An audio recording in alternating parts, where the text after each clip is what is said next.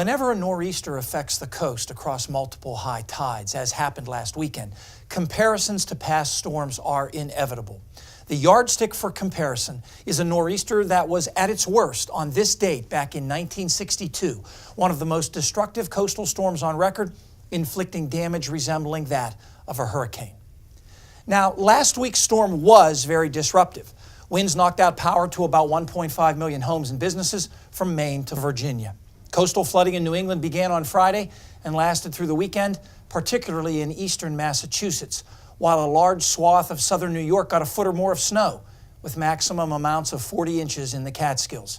Still, the 1962 nor'easter remains a cut above the rest. In early March that year, an expansive area of unusually strong high pressure dominated eastern Canada, producing onshore flow into the northeast, while a surface low developed off the Carolinas, strengthened quickly, then moved slowly, blocked by the high to the north and tugged by an upper air low to the west over land. The resulting onslaught of persistent easterly winds lasted across 5 high tides that were already higher than average because it was the time of the new moon. For more than 48 hours, the storm hammered the East Coast, with the worst pounding from Maryland to New Jersey. 40 to 70 mile per hour onshore winds generated waves 30 feet high or more, washing a U.S. Navy destroyer onto Long Beach Island, where 5 new ocean-to-bay inlets were opened.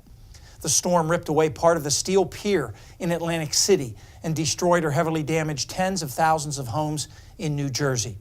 Huge waves flattened dunes up and down the Delaware coast and destroyed the boardwalks at Rehoboth Beach, while the resort town of Ocean City, Maryland, was totally overwashed by the ocean. The loss of sand was so extensive that it led to the first large-scale beach replenishment program in the U.S. The storm even slowed construction on the Chesapeake Bay Bridge Tunnel, destroying a 1,600-ton piece of equipment that was custom-built. The storm not only reshaped the coastline, it changed its history.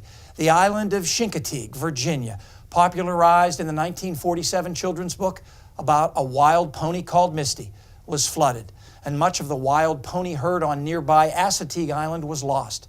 At that time, 5,000 lots on Assateague had been sold for resort development, but the March 1962 storm halted those plans, and instead, in 1965, the island became a national seashore, today a huge tourist attraction where the ponies still run free.